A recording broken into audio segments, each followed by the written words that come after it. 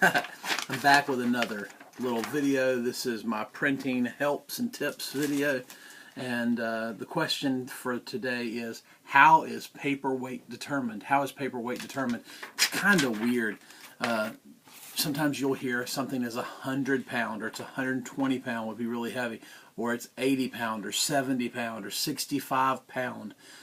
The trick though is understanding that the weight itself, 80 pounds, 60 pounds, 75 pound, 70 pound, 120 pound, that doesn't determine everything alone. And here's why. Different paper weights, different paper styles, like bond paper, index paper, text stock, cover stock, and Bristol are all weighed differently. It's kind of weird. They're basically all weighed in a set of 500 sheets, but here's the problem. Each of those sheets are a different size. For example, cover stock is measured in 500 sheets that are cut to 20 by 26 inches. So it's a little smaller than, say, text stock. Text stock is cut to 25 by 38 inches, which is much bigger than cover stock.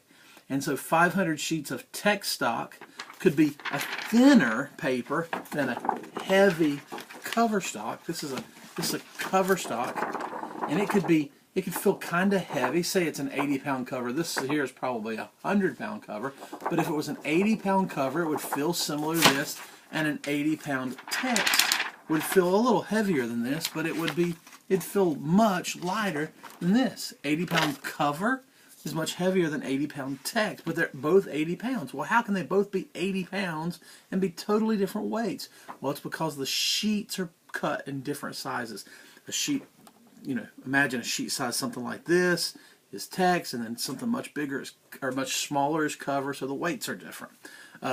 Just to give you an idea, bond paper, which would be something like this, like copy paper, would be called bond paper.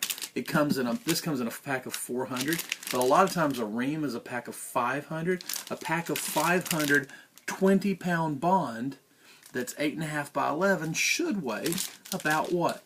Around 5 pounds, because the size of bond paper is exactly the size of 4 8.5 by 11 pieces kind of puzzled together to make one sheet, because bond paper is weighed in 17 by 22. 17 double 8.5, 22 double 11. So like 4 sheets of paper in stacks of 500 would be 20 pounds. So one ream, if it was 500 sheets, one ream would weigh about 5 pounds, because 5 times 4 is 20. I hope that's not terribly confusing.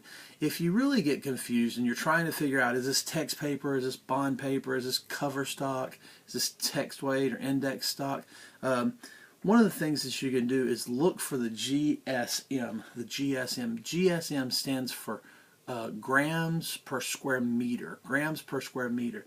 And if you are comparing grams per square meter, you're always going to be comparing, no matter whether it's cover or text or paper, or index or vellum, whatever it is, even if it's like a vellum kind of sheet, it's going to be the same. The GSM is going to be consistent.